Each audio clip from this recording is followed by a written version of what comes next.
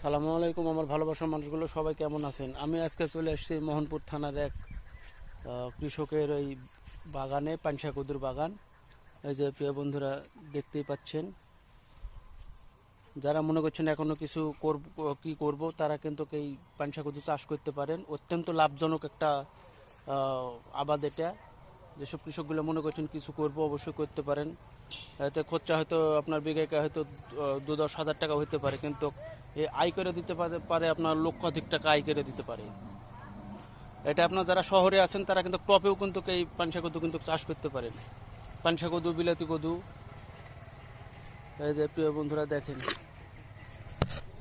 যারা শহরে আছেন তারা কিন্তু টপেও চাষ করতে পারেন। এটা আপনার লক্ষাধিক বিঘাতে প্রায় লক্ষর উপরে টাকা আয় করা সম্ভব এই আবাদ করে।